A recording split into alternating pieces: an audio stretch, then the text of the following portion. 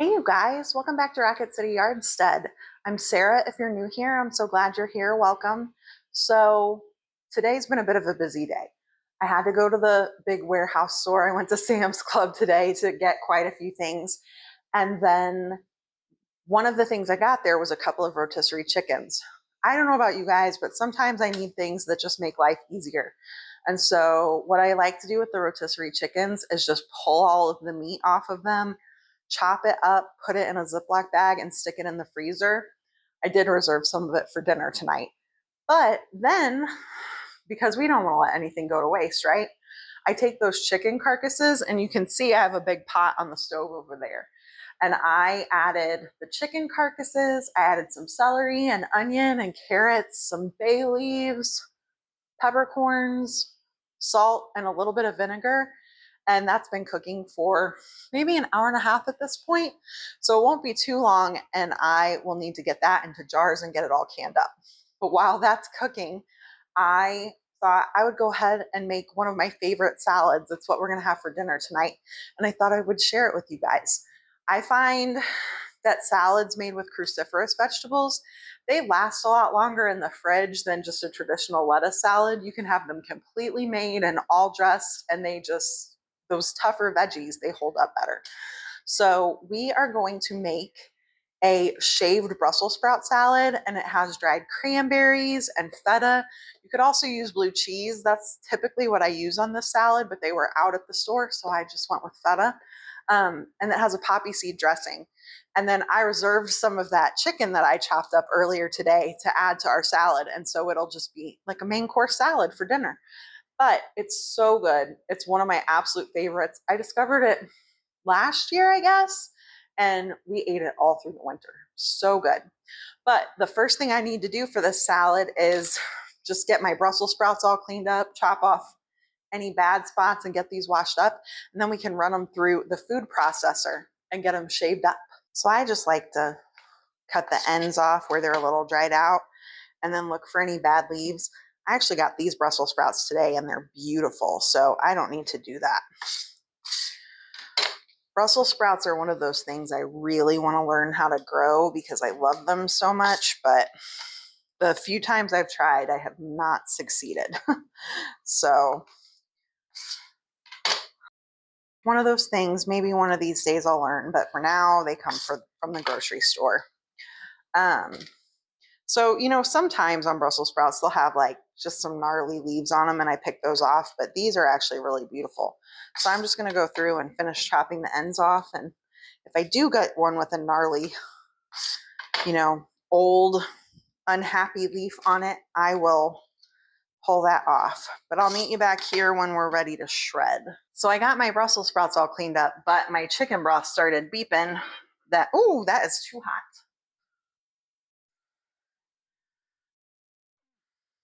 Got my chicken broth done. It started beeping. And so if you've pressure canned, it takes a little while. And so I figure I better take a break from dinner and get this broth canned up. So first thing I need to do, swap out my pots and get my canner over here on my burner.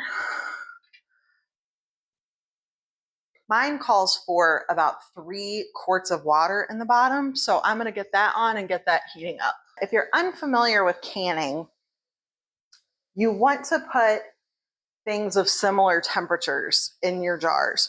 So I didn't have a canning pot out with hot water, so I just put really hot tap water in my jars so that they would be closer in temperature to my broth, so it wouldn't be a big shock to the jars.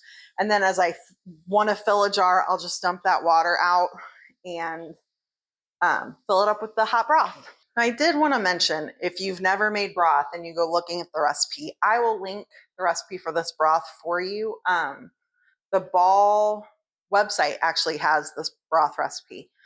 I say that. They tell you to cook a whole chicken. I use carcasses and it comes out beautifully every time. And so I feel like I get double duty from it.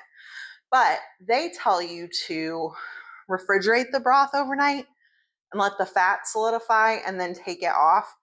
And I'll be honest with you, I still find the fat really difficult to take off even when I do that. It's not quite like a beef fat or even pork fat, I guess, where they get nice and firm. It's still pretty soft and kind of hard to take off. So my solution is I just can it while it's still warm, and I use a fat separator to separate off as much of the fat as I can get. And I actually find that this works better for me. I get more of the fat off than I do the way it calls for. But you just have to do what feels right to you. If you want to follow the directions exactly, then you should absolutely do that. So I'm just going to start ladling broth here into my fat separator.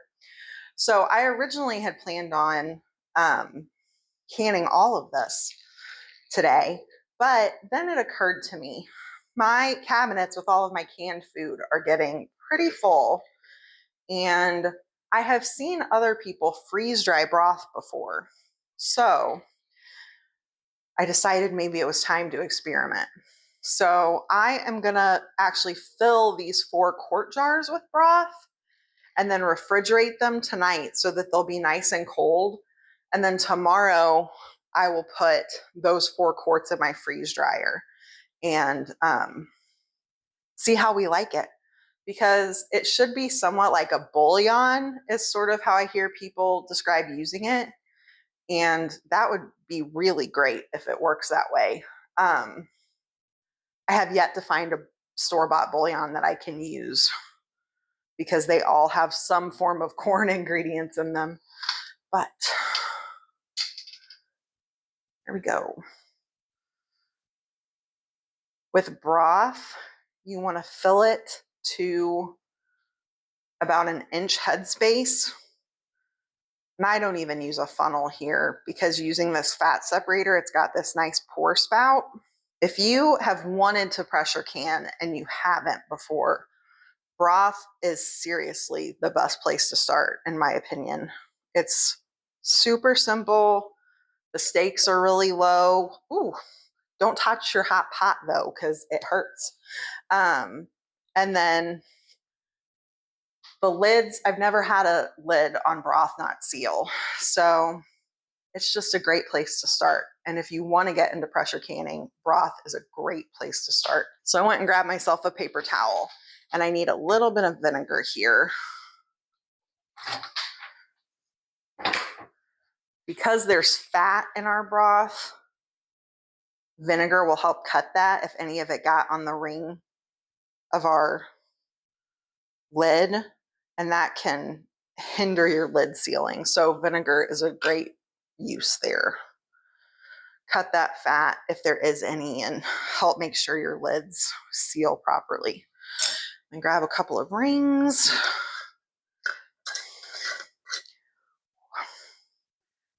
I'm gonna need an oven mitt or a towel or something, because that broth is heating these jars up.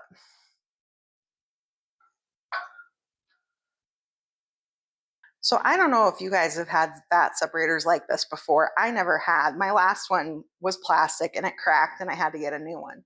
And it came with this little stopper that goes in the spout. And I didn't fully grasp at first what it was for, but it keeps your liquid from going up the pour spout until you've got your jar all full. Until you've got the fat separator all full of your broth. And then you don't have to worry about the spout being full of fat. Maybe I'm easily impressed, but I thought that was a nice little addition to the fat separator because it was new to me. And then when you've got your jar full, or your jar, I keep saying jar, when you have your fat separator full, you just pull it out and there's a convenient little spot for it and you don't have fat sitting at the top. I just think it's really nice.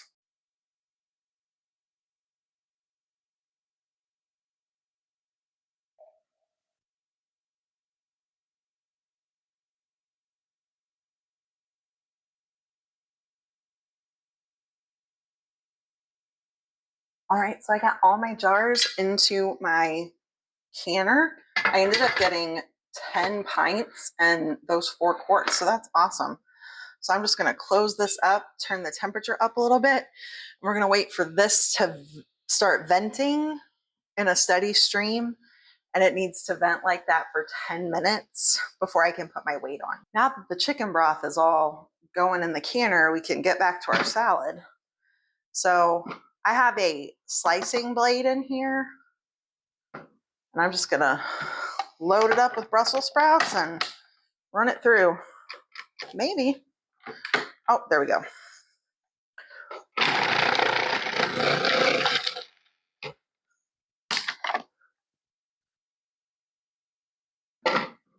If you have a food processor and don't have a slicing blade, man, it makes this go so much faster than hand slicing all these Brussels sprouts.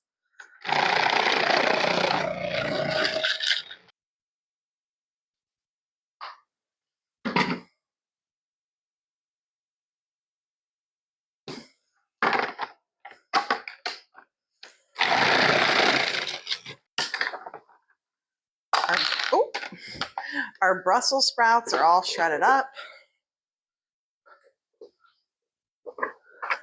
Get my shaving blade out of there. Dump the rest of these into the bowl. And now we can make our salad dressing. So I really like this with a poppy seed salad dressing, and I will link the recipe that I like to use below. It's so good. But it calls for about 3/4 of a cup of oil. I'm using avocado oil.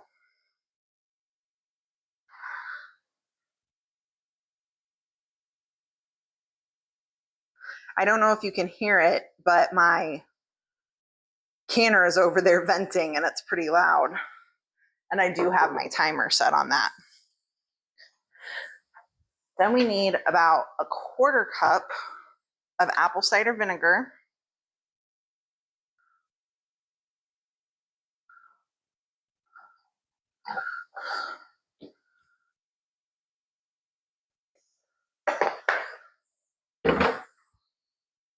Some honey. Now this is where I do deviate a little bit. The recipe calls for 1/4 cup of honey.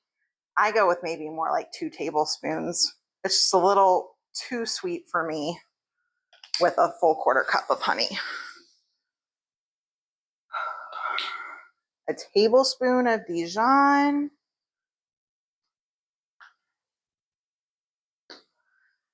Poppy seeds. Very important when you're making poppy seed dressing. I should have taken the shaker cap off. It calls for about a tablespoon. There we go. Some onion powder.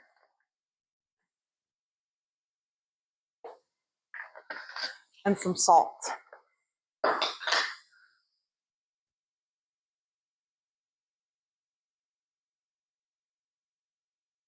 And I'm just gonna shake that up. I gotta find a ring though.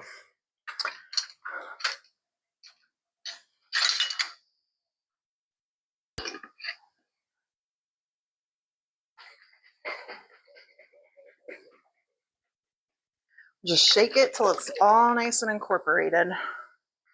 Might take a little bit longer with the honey in there. That's okay, we'll get it all nice and mixed in. It's so pretty with the little speckles from the poppy seeds. I don't know if you can see it. I'm gonna bring it over a little bit closer. Those nice, pretty poppy seed speckles. And then I'm gonna pour this all over our Brussels sprouts.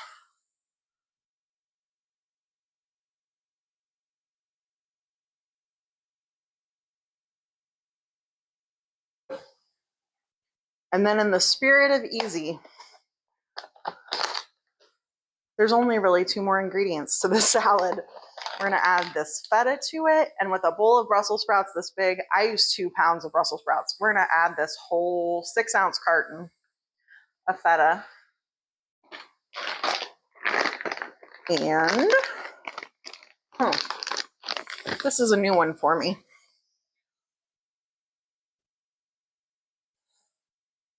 It doesn't have a pull tab, you have to cut it. Add some dried cranberries.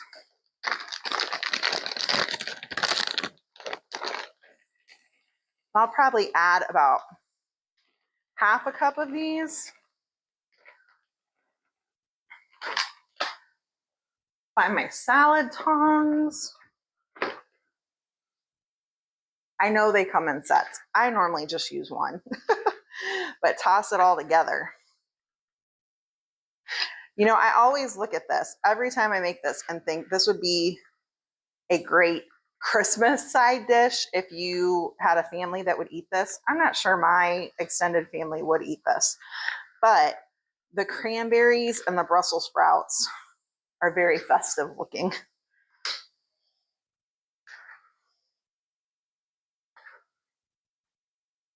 So here we have it. I'm going to bring it closer to you guys so you can see those red cranberry flakes down in there. It's just so pretty. I need to grab a bowl.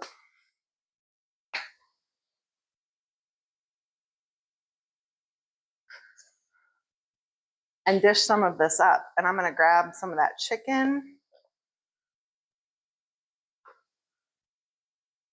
from earlier that I chopped up. Pop some of this chopped up chicken in here.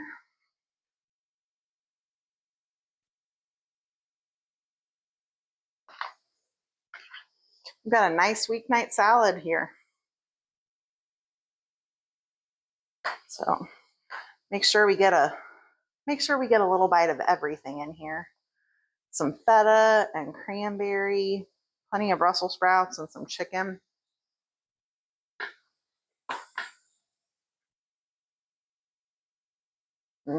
It's so good. If you have time to make it ahead of time, I actually think it's a little bit better with those Brussels sprouts sort of marinating in the dressing and the flavor is just a little bit more intense. Ooh, my timer's going off so I can add my weight. For my altitude, I need a 10-pound weight. Now, this is not the weight that came with my pressure canner. I ordered a weight off of Amazon and it is from Presto, but it's actually a gauged weight. So it comes with these rings. And so this by itself is 5 pounds. And then you add this and it's 10 pounds, which is what I need for my elevation. So we're just gonna pop that on there. And when that starts rocking, I will set my timer for 20 minutes.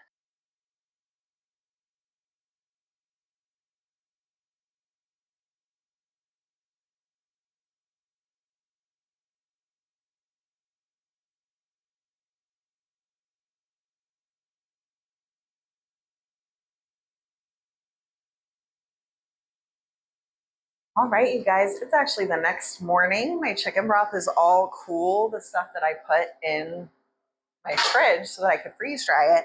So I'm actually gonna get my trays partially into my freeze dryer. This is gonna be, I think, the easiest way to pour liquid into my trays. I may just wanna leave one part way out at a time.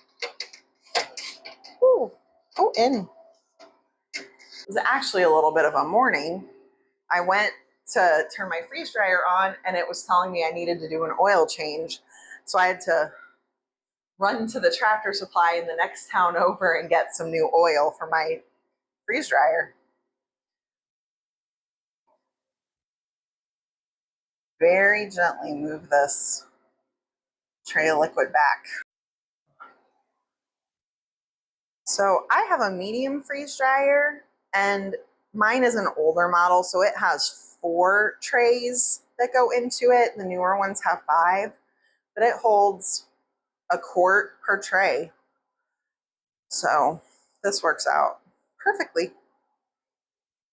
So it's all here in the freeze dryer and it's probably going to take a good 2 to 3 days at least to freeze dry just because it's all liquid really.